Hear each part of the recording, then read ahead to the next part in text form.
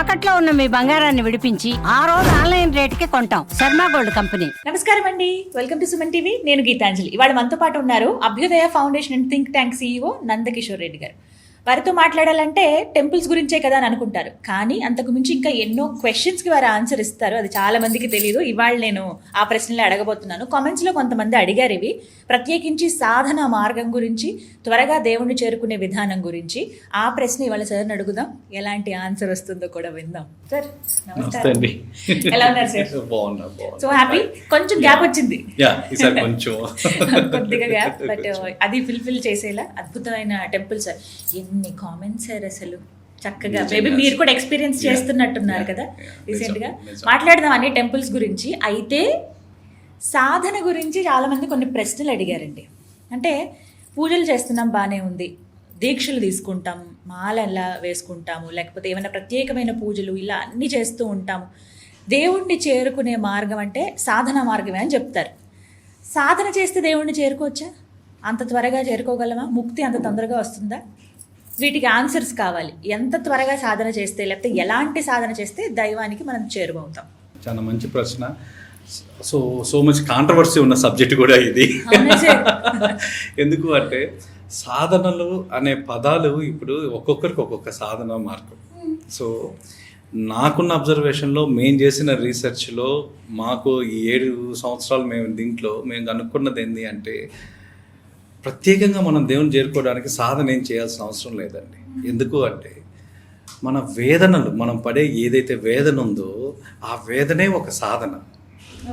అదే దేవుడు మనకిచ్చిన వేదన ఏదైతే ఉంటుందో అది మీకు ఒక సాధన. దానికి ఒక ఎగ్జాంపుల్ మీరు చూడండి. మీకు ఏదన్నా ఒక హెల్త్ బాగాలేకనో, ఏదన్నా ఒక కష్టమో నష్టమో వచ్చిందంటే, మీరు ఎవరైనా జ్యోతిష్కులను కానీ పండితులను ఎవరిని అడిగినా వాళ్ళు ఒక పరిహారం రాస్తారు, ఒక ప్రిస్క్రిప్షన్ ఇస్తారు మీకు. ఏ ప్రిస్క్రిప్షను? ఈ 48 రోజులు చేయండి, 21 రోజులు చేయండి, పలానా క్షేత్రానికి వెళ్ళండి. సో ఈ పరిహారం మీరు మొదలుపెట్టినప్పటి నుంచి కూడా, సో సపోజ్ ఒక 20 రోజులు రోజు పొద్దున్నే లేచి మిమ్మల్ని ఒక 108 సార్లు జపం చేయమన్నారు అనుకోని, ఈ 108 సార్లు చేసే జపన సాధన కాదా? ఎవరి కోసం చేస్తున్నారు? మీ కష్టం నుంచి మీరు రావడానికైనా దేవుడి కోసం చేస్తున్నారు. వాళ్ళేం వేరే వాళ్ళ పేర్లు రాయట్లేదు, దేవుడి కోసం చేస్తున్నారు. కాబట్టి మీరు కానీ చూసినట్లయితే ఒక వేదనలో నుంచి, ఒక కష్టంలో నుంచి బయటకు వచ్చిన వాడు ఉండే పరిపక్వత ఎన్ని వేదాలు చదివితే వస్తుందండి, ఎన్ని పుస్తకాలు చదివితే వస్తుంది. సో మనకు దేవుడు అప్పుడప్పుడు కూడా వేదనలు ఇవ్వడం కూడా మన మంచికే అనిపిస్తుంది. ఎందుకు అంటే ఆ వేదనలు, ఆ పరిహార కాండ మీరు చేస్తారు కాబట్టి అది ఒక సాధన. సో ఎప్పుడైతే మీరు మనం పడే వేదనలు వేణునాదునిలో నుంచి వచ్చే వేణునాదాలని మీరు ఫీల్ అయినప్పుడు, అవి వేణునాదాలుగా మీరు ఫీల్ అయితే, అప్పుడు మీకు దాని మీద ఉండే కష్టము, దేవుడి మీద కోపము రెండూ ఉండవు. చూడండి, ఇప్పుడు మీ కష్టం ఏదైనా సరే, శాశ్వతమైన కష్టము ఉండదు, శాశ్వతమైన సుఖము ఉండదు. ఈ కష్టం ఏదైనా కాబట్టి 1 సంవత్సరంలో తీరేదేదో 2 సంవత్సరాల కష్టం అయితే తీరుతుంది. అది దానికి మీరు ఒక సాధన చేస్తున్నారు. మరి ఆ సాధన అంతా కూడా ఇది కాదా? ఒక మెడిటేషన్ చేస్తే మీకు ఎంత సాధన వస్తుంది, దానికన్నా ఎక్కువే చేస్తున్నారు. అంటే పూర్తిగా కొంతమంది అందులోనే లీనమైపోయి ఉంటారు కదా సార్, వాళ్ళకి త్వరగా అవకాశం ఉంటుందంటారా? ఇక్కడ అదే అండి, మన ఆధ్యాత్మిక కొలమానం అనేది మానేస్తే మనం ప్రతి ఒక్క జోబీలో ప్రతి ఒక్కరు కూడా ఆధ్యాత్మిక కొలతలు అనే స్కేల్ పెట్టుకొని తిరుగుతుంటాం. మీరే స్టేజ్లో ఉన్నాను, నేను ఏ స్టేజ్లో ఉన్నాను. సో దీనికన్నా మీకెన్ని కష్టాలు ఉన్నాయి, నాకెన్ని కష్టాలు ఉన్నాయి, ఇవి రెండు మాట్లాడుకోవడం చాలా మంచిదండి. ఎందుకంటే మీకు ఎప్పుడు కూడా ఒక కష్టంలో నుంచి వచ్చే జ్ఞానం, ఒక కష్టం నుంచి బయటకు వచ్చే పరిపక్వత ఏదైతే ఉందో, మీరు ఎన్ని పుస్తకాలు చేసినా, ఎన్ని కళ్ళు ముక్కు మూసుకొని సాధన చేసినా రాదండి. మీరు ఒక కష్టంలో ఉన్న మనిషిని పక్కన పెట్టుకొని దాంట్లో నుంచి బయట వచ్చిన వ్యక్తితో మీరు మాట్లాడండి, అతను మాట్లాడే మాటల్లో ఉన్న నిజం ఏందో మీకు తెలుస్తుంది. అది ఈ ఒక ప్రాక్టీస్. నేను రోజు నిద్రలేసి ముక్కులు మూసుకుంటానండి, చేస్తానండి, 20 గంటలు సాధన చేస్తానండి అనేవాళ్ళని చూడండి. వాళ్ళలో ఉన్న పరిపక్వత, ఒక కష్టంలో నుంచి బయటకు వచ్చిన వారిలో ఉన్న జ్ఞానం, ఈ రెండు మీరు కంపేర్ చేసుకోండి. కాబట్టి నాకు తెలిసిన వరకు అయితే మనకి ఏవైతే మన వేదనలు ఉన్నాయో ఆ వేదనలే మనకు ఒక సాధన. ఆ సాధన చేసుకుంటే చాలా, ఆ వేదనలో నుంచి బయటకు వచ్చే సాధన సరిపోతుందండి.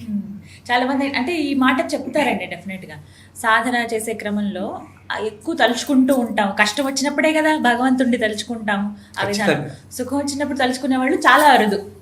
థ్యాంక్స్ అయ్యా ఎంత అనుగ్రహం ఇచ్చావు అని దేవుడికి ఎప్పుడు చెప్పుకుంటాం మనం. కానీ కష్టంలో అయితే తిట్టుకోవడానికైనా సరే దేవుడు 24 గంటలు ఆయనతోనే ఉంటాం. నాకు ఈ కష్టంలో నుంచి నన్ను బయట మీరు నిరంతర నామస్మరణ అనేది అప్పుడే జరుగుతుంది.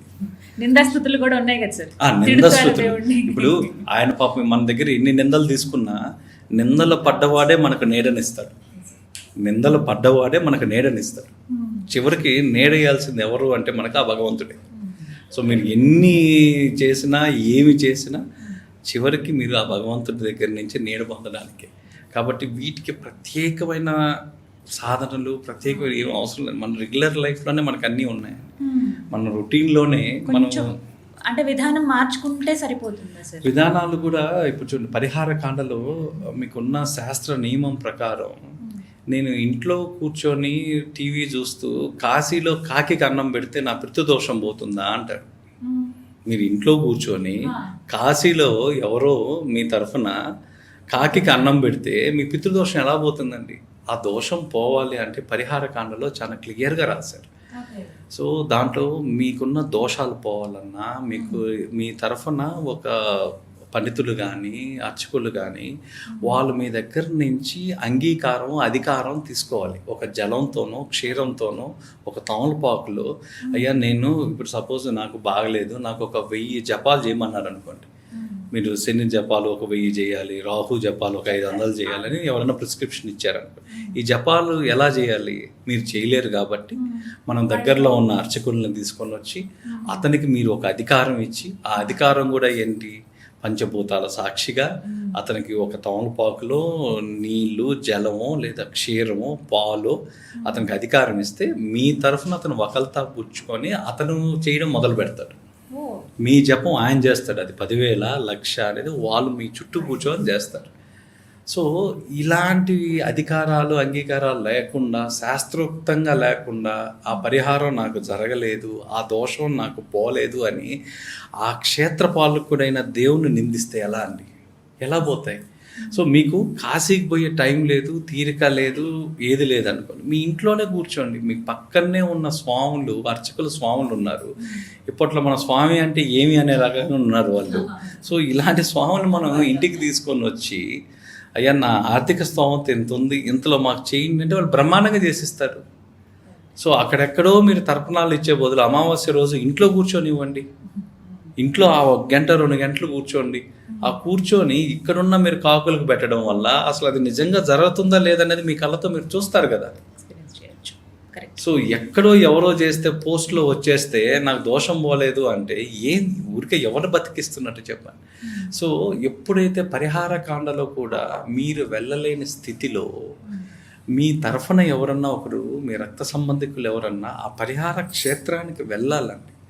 వెళ్ళి మీ వస్త్రము మీకు సంబంధించిందో ఏదో ఒకటి తీసుకొని వెళ్ళి ఆ పరిహార ప్రక్రియ కంప్లీట్ చేయాలి. అక్కడ ఆ ప్రక్రియ చేసి అప్పుడు మీరు ఆ పరిహార ఫలితం అనేది ఆశించాలి. ఇవి ఏవీ చేయకుండా నేను ఇంట్లోనే ఉంటా, నేను కాదని ఓకే, ఒకవేళ మీరు అంత దూరాభారాలు వెళ్ళలేక మీకు ఆర్థిక స్తోమత మీకు సహకరించలేదు అనుకోండి, మనకు ఆల్రెడీ ప్రిస్క్రిప్షన్లో ఋషులు రాశారు. 4 పూట్ల ఇంట్లో కూర్చొని విష్ణు సహస్రనామం లలిత సహస్రనామం చదువుకుంటే చాలు. 4 జాములు చేయండి. పొద్దున మధ్యాహ్నం మీకు తీరుకున్నప్పుడు చేయండి. చేస్తానే ఉండండి. ఎందుకు పరిహారాలు కావు? మీ దగ్గరలో ఉన్న దేవాలయానికి వెళ్ళి మీరు ఇంట్లో కూర్చొని చేయండి. అవకాశం ఉన్న వాళ్ళు వెళ్ళండి, అవకాశం లేని వాళ్ళు చెయ్యండి. ఈ 2 చేయక నాకు పరిహారం చేశాను, పలానా దేవాలయానికి వెళ్ళాను, నాకు ఫలితం రాలేదు అంటే మీకున్న దోషం పోతే కదా మీకు ఫలితం వచ్చేది. దోషం పోవాలంటే మీరు ఆ ప్రక్రియ చెయ్యాలి. ఒకదానికి ఇంటర్లింక్డ్ అండి. ఈ కాన్సెప్ట్లు టోటల్గా వదిలేస్తే మనం ఎలా మీకు జరగద్ది చెప్పండి. ఇప్పుడు చూసే మీ డిసీజెస్ కానీ ఏదైనా మీరు ఒక శక్తి కేంద్రంగా మీరు ఫీల్ అయినప్పుడు ఆ శక్తి కేంద్రాన్ని యాక్టివేట్ చేసుకోకుండా మీరు ఏం చేసినా మీకు నివృత్తి కాదు. ఫస్ట్ మనం ఇంట్లో ఇవన్నీ క్లియర్ చేసుకున్న తర్వాత దేవాలయాలు మీ దగ్గరలో ఉన్న దేవాలయానికి వెళ్ళండి. అక్కడికి వెళ్ళి మీరు చదవండి, లలిత సహస్రనామం చదవండి, విష్ణు సహస్రనామం చదవండి, పారాయణలు చేయండి. అన్నీ ఉన్నాయి కదా మన ప్రిస్క్రిప్షన్లో. సో నన్ను అడిగితే నాకున్న చిన్న అబ్జర్వేషన్లో మనకు ఒక ప్రత్యేకమైన సాధన పద్ధతులు కానీ ప్రత్యేకలు కానీ మనకేం అవసరం లేదు.